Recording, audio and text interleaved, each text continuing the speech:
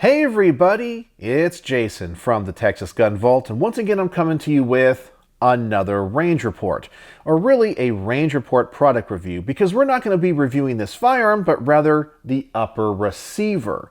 And when I saw this for the very first time, I had no idea what to think. It's definitely some variant of the SIG MCX, but we have this suppressor on the end with a cage around it. The handguard is thicker and it has a heat shield under it, and it's not on a SIG MCX lower receiver. What the heck is this?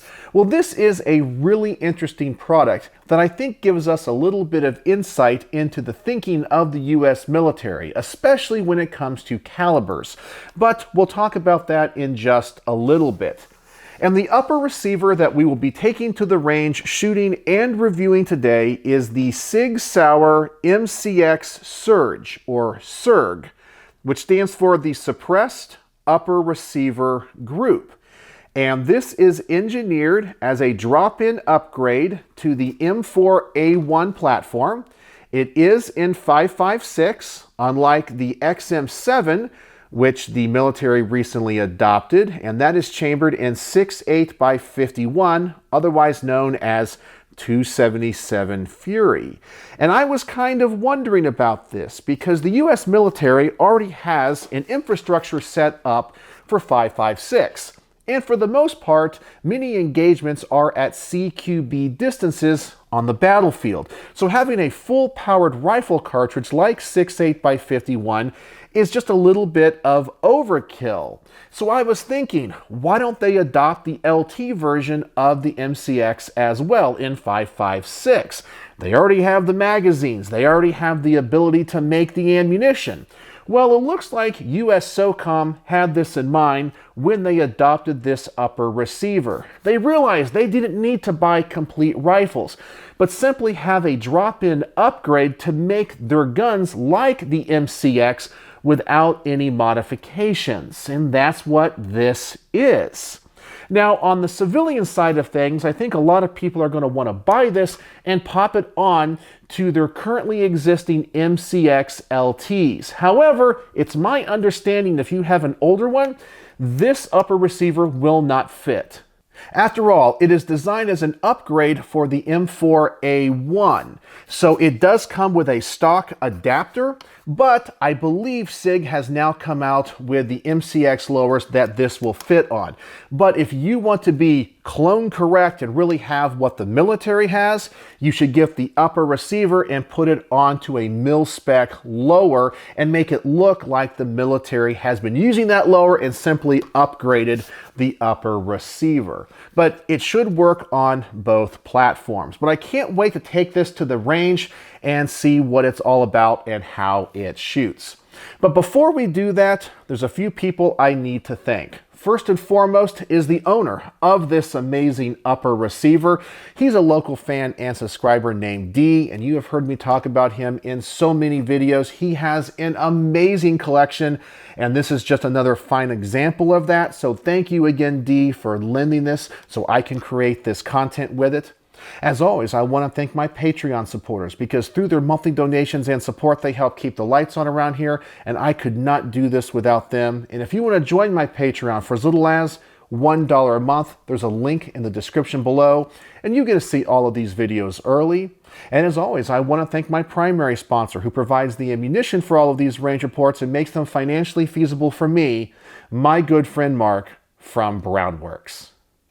And here we are once again reviewing a really cool and interesting firearm. And I know if you're a fan of the Texas Gun Vault, you like to see me review a lot of cool guns like this. And most likely you have a few guns in your collection that are collectible. Maybe something like a Colt 1911, a Beretta 92, a CZ75, or a Browning High Power, just to name a few. And these pistols can be upgraded with custom wood panel grips. Well, the grip company you need to check out is Brownworks. Brownworks is a custom grip company making a wide variety of grips for a wide variety of firearms out of a wide variety of exotic woods and materials. Mark is an artist and craftsman. He can apply custom logos, custom engravings, custom textures, finish the grips in a wide variety of colors. He can even create his own laminate woods and apply exotic materials like snake skin and alligator skin to make them unique and one of a kind. Anything you could imagine, he can create, and every set of grips he makes is one of a kind and made to order. So I'm going to put a link to his website in the comment section below, as well as a coupon code for 10% off your first order. I'm going to ask you to go over there and check out everything he has to offer. And when you place your order for your first set of custom grips, please tell Mark the Texas Gun Vault sent you. And so once again, we have something really interesting on the workbench today, the SIG MCX-SURG. So I'm going to go ahead and adjust the camera. We're going to go over the specs of this upper receiver, talk about the things that I like and don't like, and then we're going to take it to the range and see how it shoots. So let's talk about the specs of the SIG MCX suppressed upper receiver group as adopted by US SOCOM. It has an upper receiver, a bolt carrier, charging handle, recoil spring assembly, as well as the suppressor and a stock adapter for a standard mil-spec AR-15 style lower receiver.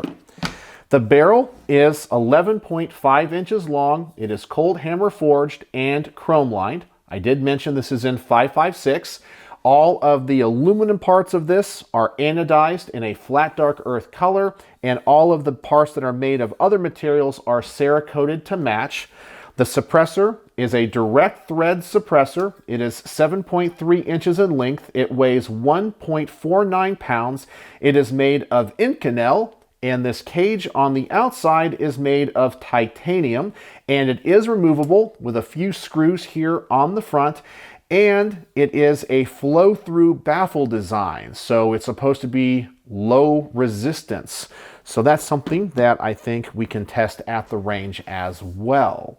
So that's what this upper receiver is all about and its specs. So now let me readjust the camera and I'll tell you about the things that I like and don't like about it, and then we'll take it to the range and see how it works.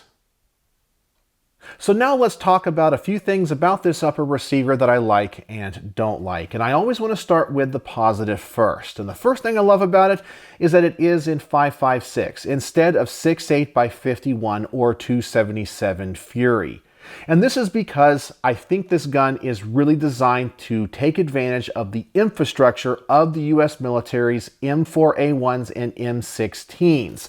All those are going to be in 5.56. And I think 5.56 is still the best caliber for CQB and closer distance engagements that the military finds in urban environments. 6.8 by 51 is really designed to defeat body armor, so probably longer distance engagements or in certain environments. So I think these two calibers can exist side by side, but I don't think the 5.56 is going anywhere. But for us as civilians, obviously 5.56 is easier to get. We already have all of the magazines and lower receivers that we would need for this upper. So simply, it's the better caliber. I also like the fact that since this goes onto an AR-15, you are already familiar with the manual of arms and the controls. So it makes it so easy and natural to adapt to. And then finally, I absolutely love the color, but you guys know I love FDE firearms. I just like the way that they look. FDE is the new black. But now let's talk about a couple things about this gun that I don't like. And the first thing is the handguard. Now, according to SIG's website, this is the slim, low-profile handguard, but I don't see it.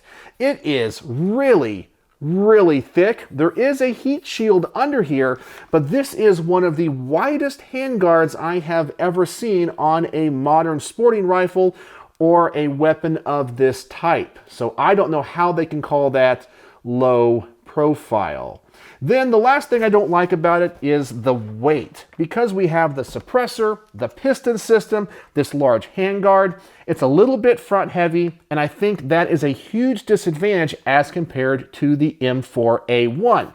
In my opinion, Eugene Stoner got it right from the very beginning. He wanted to create a weapons platform that was extremely light. because as the military says, or people in the military, ounces can become pounds. So if you have to lug something around that's really heavy, it's going to wear you out, especially when you have body armor, all of the extra magazines, ammunition, and all of the other equipment that you have to carry. You want a weapons platform that's going to be light. So that's all the things about this upper receiver that I like and don't like. So now it's time to take it to the range and see how it performs. So as always, when it comes to any firearm that I can shoulder, I'm just going to start off at 10 yards and put one magazine through it. I just want to make sure that it functions. I want to see what the recoil is like. And I also want to kind of test out this suppressor. I'm curious how quiet it's going to be. Is it going to be effective? Well, we're about to find out. So let's go to the range, put the first rounds through it, and we're going to get my first impressions.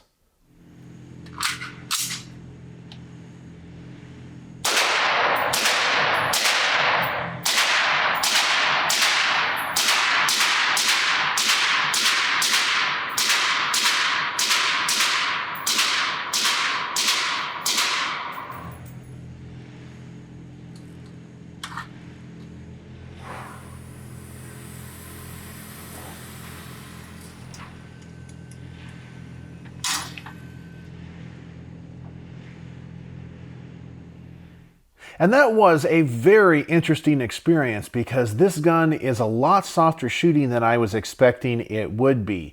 Typically, any piston-driven gun always has a little bit more recoil than a direct impingement. However, this gun is very soft shooting, and I'm very impressed with the tone and the performance of this suppressor. It is very quiet and the pitch is very low. It's one of the best sounding 5.56 suppressors I've ever used.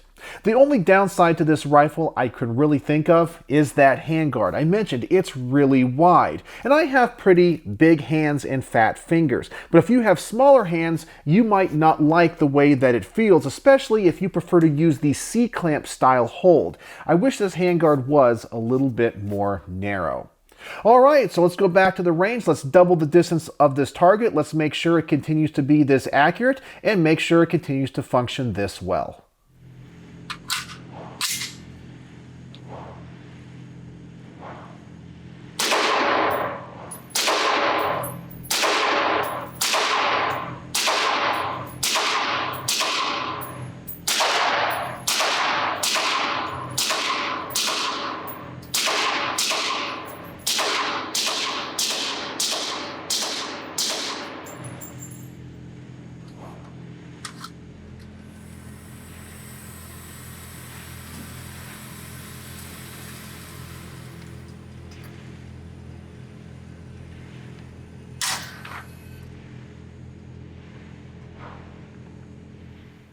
And pretty much I have exactly the same comments as I did before. It's very soft recoiling, and because of that, it's very easy to keep on target. It's a very comfortable gun to shoot. And honestly, I was kind of thinking because the stock was a little bit thinner, it might not feel as good in the shoulder, but honestly, it does. It's a very ergonomic gun. It might be just a little bit front heavy, and the center of gravity is a little bit out beyond the receiver, but besides that, it's a very pleasant shooting experience. Maybe I was judging a book by its cover, and I thought because this kind of looked a little bit goofy, especially with this cage on the suppressor, that I wouldn't like it. But I am enjoying this more and more. All right, so the next test I want to do is go back to the range and do a mag dump through this. Maybe shooting this really fast will discover some type of issue that develops. I seriously doubt it though, because this upper is designed for fully automatic fire on an M4A1. I also want to test this guard around the suppressor. I kind of feel if I shoot this fast, get that suppressor hot, I can test and see if it's going to burn my hand. So I'm going to take that risk. But this is supposed to protect your legs and arms or any other part of your body that may end up touching this suppressor if you have this rifle on a sling. So let's go back to the range and test this out.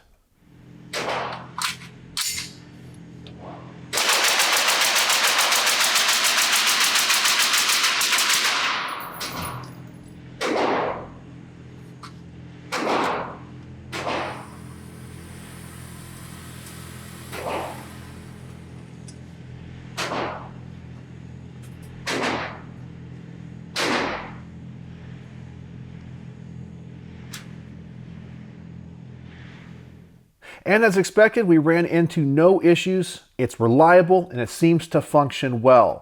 I'm 100% sure that this upper receiver was really designed for very harsh use in full auto. So on a semi-automatic lower, I don't think you're going to be able to outrun it or cause it any issues.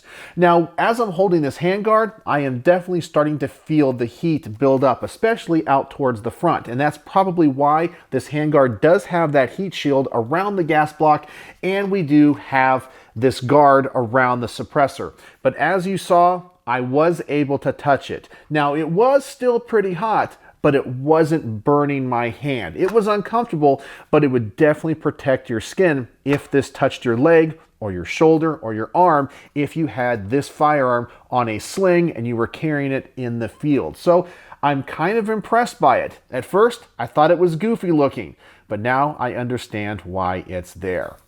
So now we've tested this as a CQB platform or for something for home defense.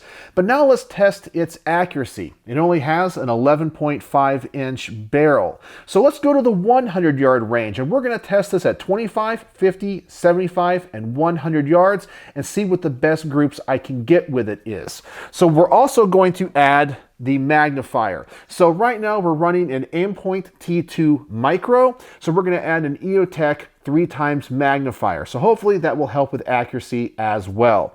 So let's go back to the range and see what the best groups I can get with this is at various distances.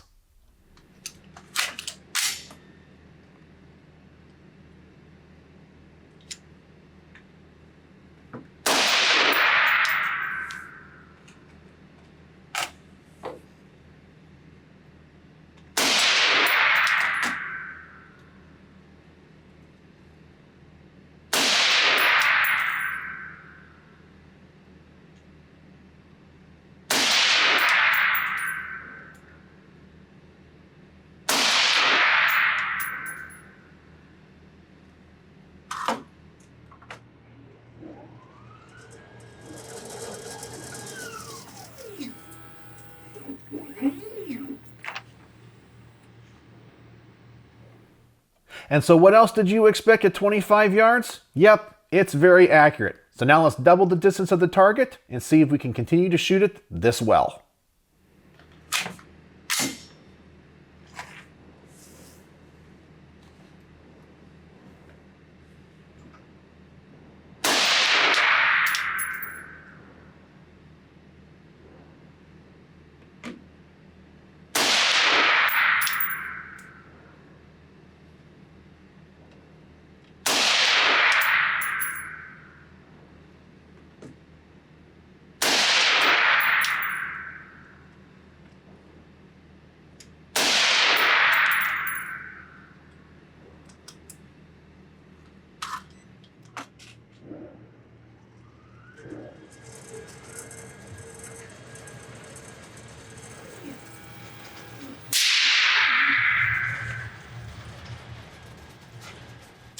And this group is even better than it was at 25 yards. I love the fact that these shorter barrels can stabilize these projectiles and continue to be accurate out to further distances. So now let's go out to 75 yards and see if we can get the same group.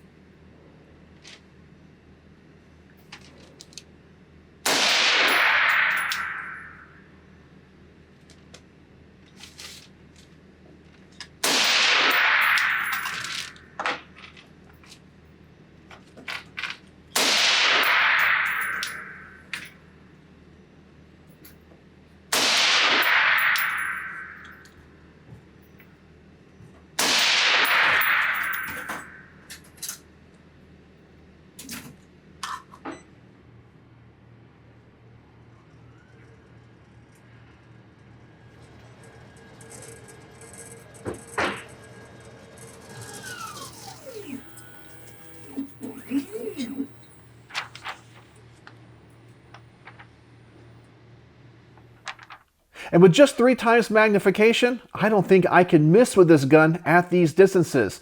This upper receiver is amazing. All right, so now let's set up the target at 100 yards and see what the best I can do with it is.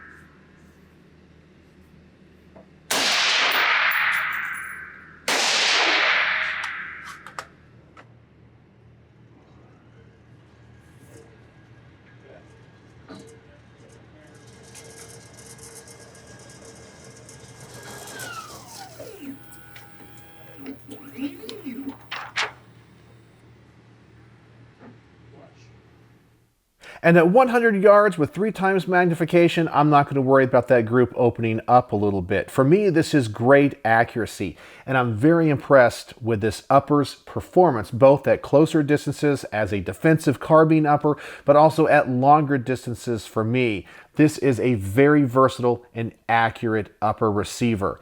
I can't say enough about it. It has really impressed me and honestly exceeded my expectations. So what are my final thoughts on the SIG Sauer MCX suppressed upper receiver group? This is definitely a very interesting product, and I'm very impressed with its performance. The suppressor performs great. Its tone is low. It is a very quiet upper receiver. It's very soft shooting. It is very accurate.